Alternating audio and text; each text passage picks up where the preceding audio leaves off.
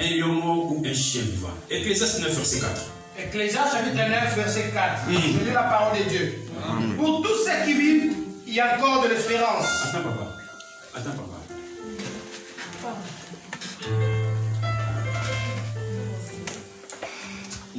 On y va, papa. Je relis la parole de Dieu. Amen. Pour tous ceux qui vivent, il y a encore de l'espérance. Et même un chien vivant vaut mieux qu'un lion mort. Parole du Seigneur. Amen. On va prendre place. Merci beaucoup, docteur. Docteur, elle est où, Rabbi? Elle est où, Rabbi?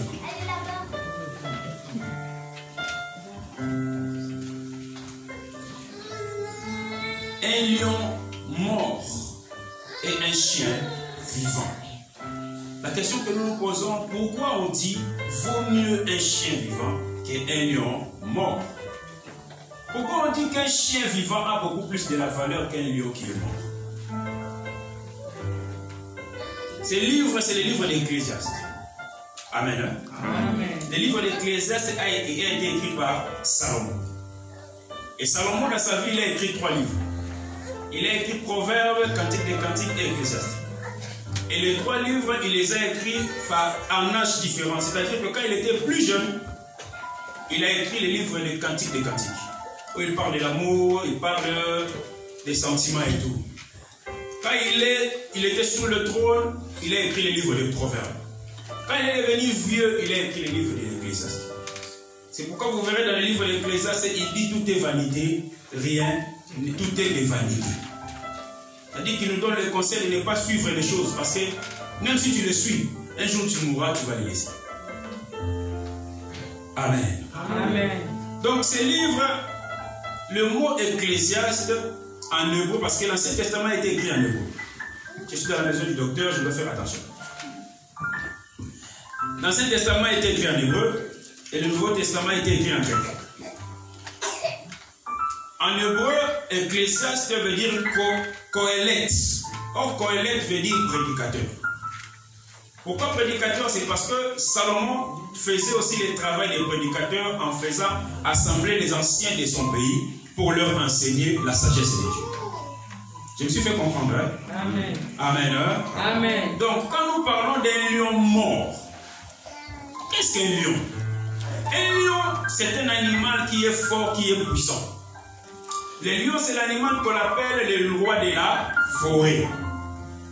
Le lion, c'est le puissant. Mais on dit ce lion-là est mort. Ce n'est pas un lion qui est vivant. C'est le lion qui est vivant qui terrasse les gens. Mais un lion qui est mort n'a plus le pouvoir de terrasser les gens. Maintenant, quand on parle de la mort, nous avons 3 types de morts. Nous avons la mort physique, nous avons la mort spirituelle et nous avons la mort éternelle. Alléluia. Amen. La mort physique, c'est quelle mort? C'est la mort où ton corps meurt. C'est ce qui est écrit dans Hébreux chapitre 9, verset 27. Hébreux 9, 27, la Bible dit: et comme il est réservé aux hommes de mourir une seule fois, après quoi vient le jugement. Donc le corps de l'homme là va mourir une seule fois. C'est ce qu'on appelle la mort physique. Deuxième mort, c'est la mort spirituelle. Qu'est-ce que la mort spirituelle? Genèse chapitre 2, versets 16 à 17. La Bible a dit dans Genèse chapitre 2, 16 à 17, l'Éternel Dieu commanda à l'homme: tu mangeras librement de tout arbre du jardin, mais de l'arbre de la connaissance du bien et du mal, tu ne mangeras pas. Car le jour où tu en mangeras, tu feras quoi? Tu mourras certainement. Mais je déclare sur la vie de quelqu'un aujourd'hui. Toi, tu ne mourras pas au nom de Jésus. Amen. Je déclare tes affaires ne mourront pas au nom de Jésus. Amen. Ton couple ne mourra pas au nom de Jésus. Amen. Je dis la mort n'entrera pas dans ta vie au nom de Jésus. Amen. Même dans ta maison, la mort n'entrera pas au nom de Jésus. Corona ou pas corona, tu ne mourras pas au nom de Jésus. Amen. Amen. Amen. Quand tu vois dans le chapitre 3 de Genèse, le verset 8, la Bible dit: au moment de la brise du soir, ils entendirent la voix de l'Éternel Dieu parcourant le jardin. Alors l'homme et sa femme se cachèrent de l'Éternel. Pourquoi ils se sont cachés? Parce que la communion avec Dieu a été brisée. Alléluia. Amen. Et quand la communion se brise, la mort spirituelle entre, il n'y a pas d'intermédiaire. Soit tu es en communion avec celui qui donne la vie spirituelle, soit tu n'es pas en communion avec lui, tu es mort. Spirituellement, bien sûr.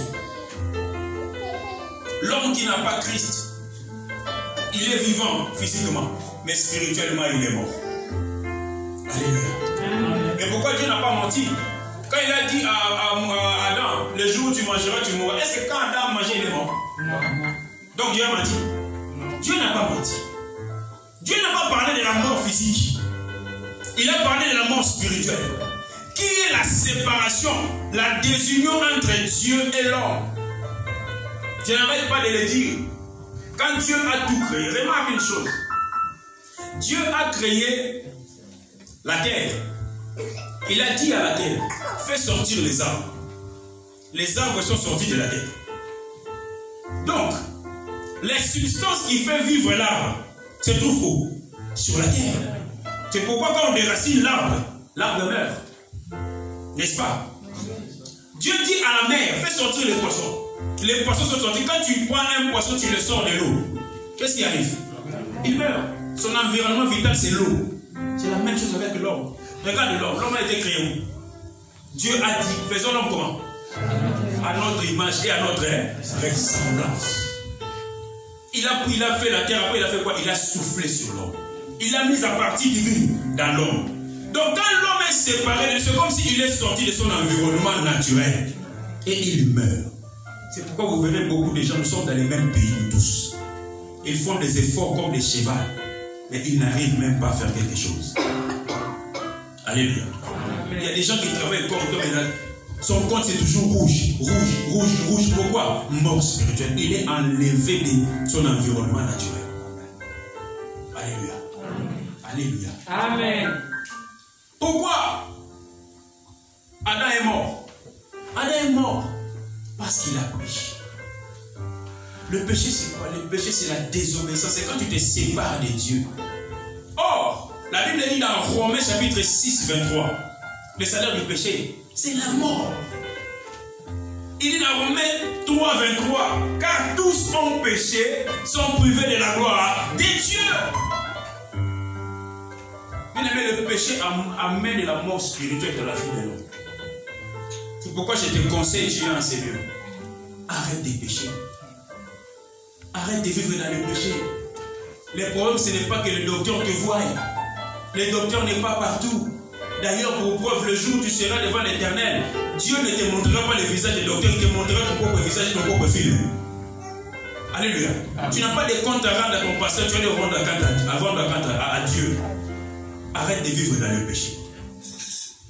Alléluia. Amen. Regarde le diable.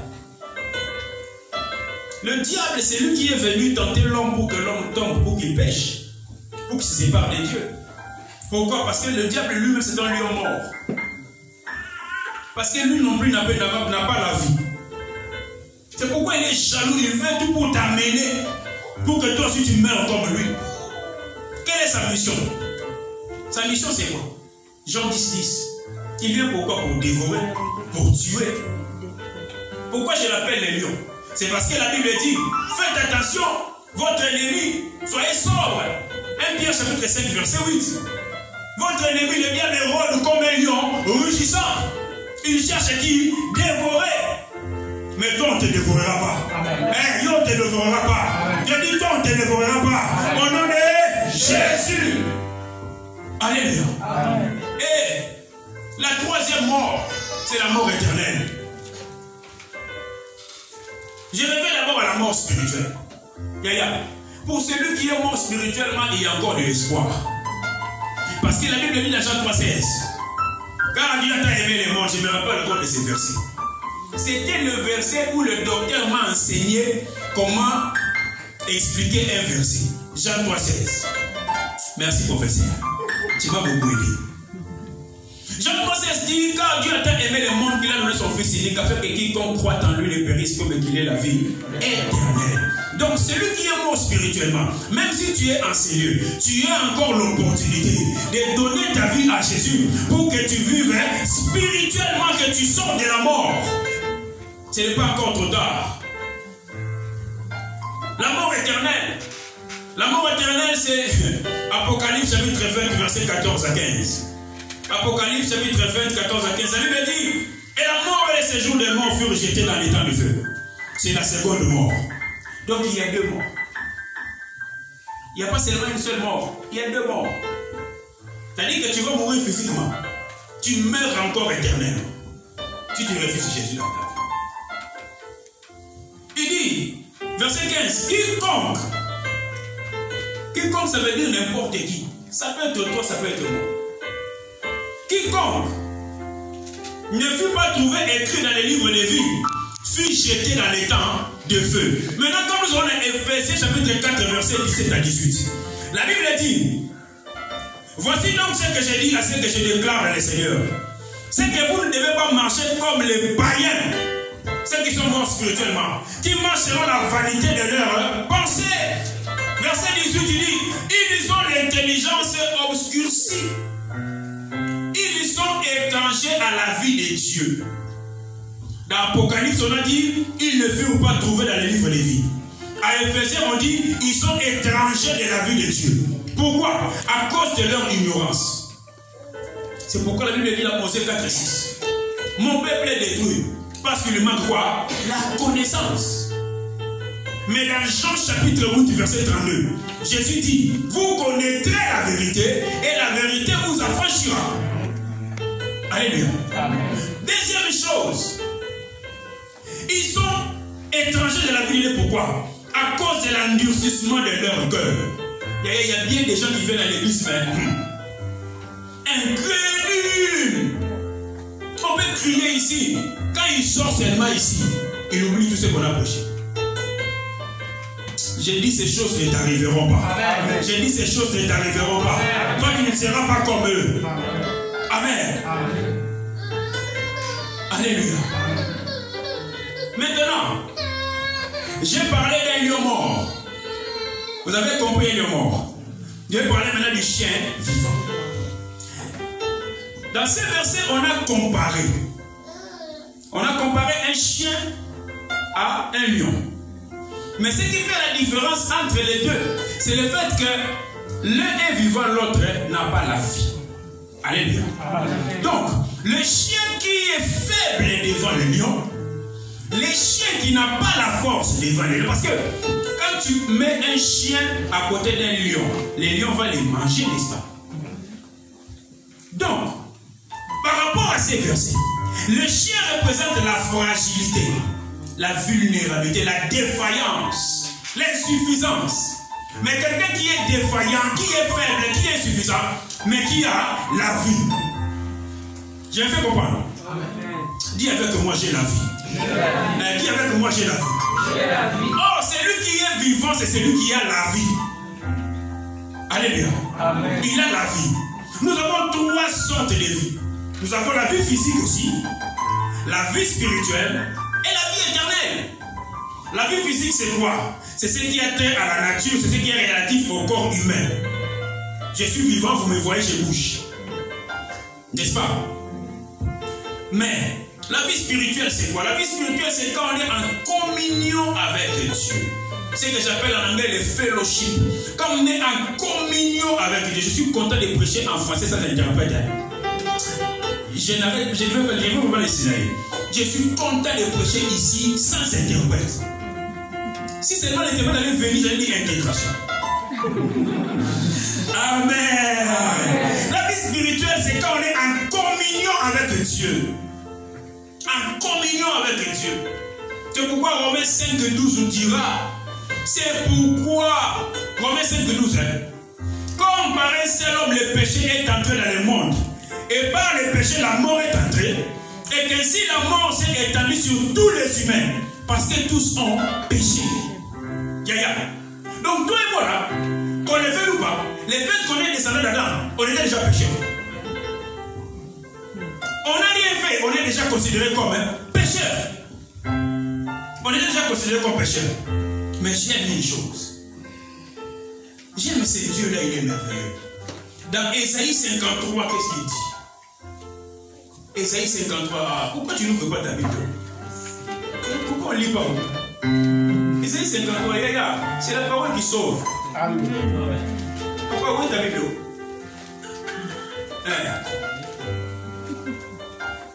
Isaïe 53, on y va. Isaïe 53.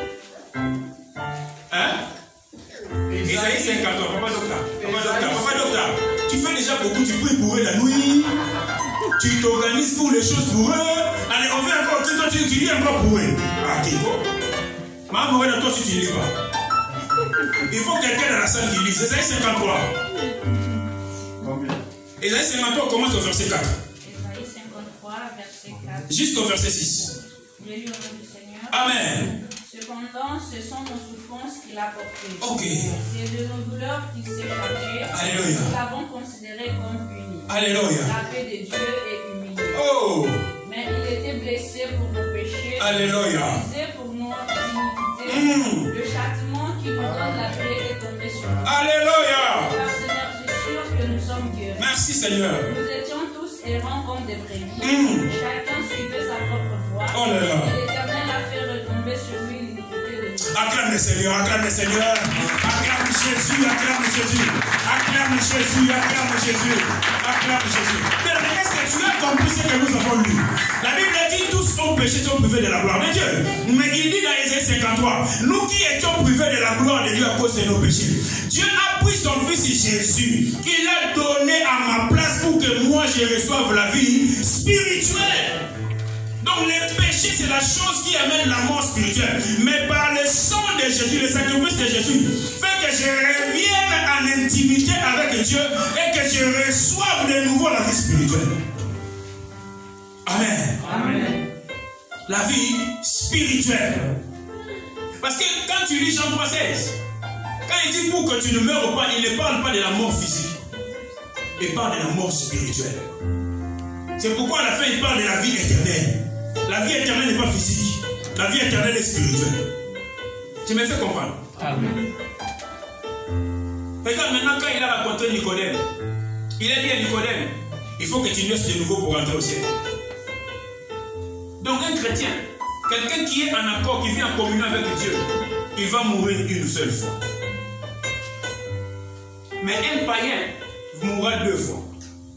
C'est-à-dire qu'il va mourir physiquement et spirituellement. Éternellement. Mais moi, je suis vivant spirituellement. Je suis vivant physiquement. Donc je suis né une fois par ma mère, une seconde fois en esprit par Jésus. Et je vais mourir seulement une fois physiquement. Mais spirituellement, je ne mourrai pas. Parce que Jésus dit, c'est lui qui croit en moi. Même s'il meurt, il vivra. Il a parlé de la mort physique, mais de la vie spirituelle. Est-ce que je me fais comprendre? Amen. Est-ce que je me fais comprendre? Amen. Bien-aimé, je prie pour toi. Je déclare sur ta vie. Amen. Toi, tu ne mourras pas deux fois. Amen. Toi, tu ne mourras pas deux fois. Amen. La mort spirituelle ne t'attrapera pas. Amen. La mort spirituelle n'attrapera pas tes enfants. Au nom de Jésus. Alléluia. Amen. Quand tu as Jésus, la vie spirituelle vient en toi. Parce que là, Jésus dit, je suis le chemin, la vérité et la vie. Nous sommes en train de parler d'un chien vivant. Or, vivant veut dire celui qui a la vie. Or, la vie c'est qui? La vie c'est Jésus. Amen. Celui qui a Jésus a la vie. C'est pourquoi la Bible dira que les faibles disent qu'il est fort. Où est-ce qu'il tire cette force? C'est parce que Jésus-Christ est en moi. Oh, la Bible dit, Christ en moi, l'espérance est là. Gloire, j'ai prié pour toi, je déclare. Que la force de l'Éternel soit ton partage au nom de Jésus. Que Jésus soit ta force au nom de Jésus. Que Jésus soit la force de ta famille au nom de Jésus. Que Jésus soit la force de ta maison au nom de Jésus. Amen. Amen. La troisième but, c'est la vie éternelle. Romains 6, 22. Mais maintenant, étant affranchi du péché et devenu l'esclave de Dieu, vous avez pour fouet la sainteté et pour la fin la vie éternelle. Il dira dans Jean 11, verset 5, je suis la résurrection et la vie. Même si tu meurs, tu vivras. Alléluia. Amen. Yaya, si tu es vivant, c'est-à-dire que nous avons compris que celui qui est vivant, c'est celui qui a Jésus. Celui qui marche dans l'intimité avec Dieu, il est vivant. parce qu'il a la vie en lui, qu'on appelle Jésus. Celui qui n'a pas Jésus en lui n'a pas la vie. Il a plutôt la mort. Donc c'est-à-dire que quand bien même tu es un lion, mais si tu n'as pas la vie, tu n'as pas d'espoir dans la vie. Parce que si tu lis le verset 5 de l'Ecclésiaste chapitre 9, il dit celui qui est mort, il n'a plus d'espoir. Mais quand il commence le verset 4, il dit il y a de l'espérance pour qui? Pour celui qui est vivant. Alléluia. Amen. Alléluia. Amen. Or, espérer veut dire quoi? Espérer, moi j'ai lu espérer, j'ai pleuré. Espérer veut dire, c'est-à-dire que tu attends quelque chose qui va se réaliser. Espérer donne le superlatif espoir. Or, l'espoir, c'est la disposition de l'esprit humain qui se repose sur l'attente d'une situation beaucoup plus meilleure que la situation qui existe. Donc, espérer, ça veut dire croire. Tu ne peux pas avoir l'espoir sans la foi. Alléluia. Amen. C'est pourquoi Dieu dit ne désespère pas. Celui qui désespère a perdu la foi. Un vivant, tu dois avoir de l'espoir. Tu dois espérer. Je vais te dire pourquoi tu dois espérer. Parce que dans Job chapitre 14, nous allons lire Job 14. Job 14, ouvre la Bible. Job 14, verset 7 à 9. Nous allons lire quelque chose là-bas et nous allons finir par là. Job 14, verset 7 à 9. Parce que nous sommes en train de parler du nouveau départ. Mais ça va pas. Nous sommes en train de parler du nouveau départ. Or, si tu n'as pas l'espoir, tu ne peux pas avoir un nouveau départ. La Bible dit dans Job 14, 7 à 9. Un arbre a de l'espérance. Frère, tu as vu ça? Tu as vu ça? La Bible ne parle pas d'un homme. Il dit un arbre. Une chose. Hein? Un arbre même a de l'espérance. À combien de fois tu raisonnes, toi, un homme, tu ne vas pas avoir l'espérance. Même si ça tarde, attends-la, elle arrivera certainement. Je ne sais pas à qui je parle, mais même si ça tarde, attends-la, elle arrivera certainement. Il dit un arbre a même de l'espérance. Quand les coupe, il lui repousse. Yaya, même si on te coupe, tu vas repousser. J'ai dit, même si on te coupe, tu vas repousser. Même si on te coupe, tu vas repousser. Même si on te met des câbles, tu vas les sauter. Alléluia. Amen. Il produit encore des rejetons. Je vais te donner la scène. Papa, nous on était en Afrique, non? On a vu les étapes là quand on a coupé. Les troncs là, on les laisse par terre. Viens quelques jours, tu vas voir. Je t'ai dit, tu vas chirmer au nom de Jésus. J'ai dit, tu vas chirmer au nom de Jésus. Même si on t'a coupé, tu révéleras au nom de Jésus. Il a dit un arbre de l'espérance. Quand sa racine a vieilli dans la terre, même quand son tronc meurt dans la poussière, mais toi tu n'es pas mort. On dit l'arbre qui est mort dans la poussière peut avoir de l'espérance. Mais toi maintenant tu n'es pas mort, tu es vivant. Pourquoi tu désespères? Tu ne peux pas désespérer. Même si on t'a donné une réponse négative. Une réponse négative, c'est une réponse positive détournée. Amen. Alléluia. Même si on te dit non aujourd'hui, même si les messieurs ils descendent en ligne, messieurs, je suis désolé. Son désolé ne t'intéresse pas. Toi, ce qui t'intéresse, c'est que demain la réponse va changer. Amen. Amen. Il dit verset 9. Il réverdit à l'approche de l'eau. Oh, yaya. Il pousse des branches comme une jeune plante. Oh, je prie pour toi. Je déclare dans ta vie. Tu vas encore donner. Tu vas encore germer. Tu vas encore donner des fruits dans ta vie. Tu vas encore donner des fruits dans ta vie. Ce n'est pas fini. Frère, ce n'est pas encore fini. Ce n'est pas fini. À l'approche de l'eau. Oh, l'eau dans la Bible représente la parole de Dieu, représente le Saint-Esprit. Toute personne en contact avec le Saint-Esprit, quelque chose de nouveau entre en nous. Amen. Alléluia. Amen. Alléluia. Amen. Yaya, quand le Saint-Esprit vient, c'est comme cet arbre-là.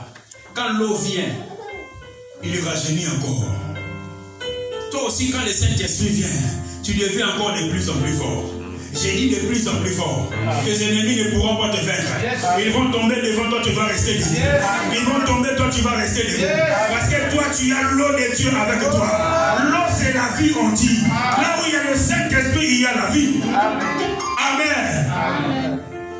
Nouveau départ. Bien aimé, la Bible dit, la lettre tue, mais l'esprit vivifie. Tu as la vie au nom de Jésus. J'ai dit, tu as la vie au nom de Jésus.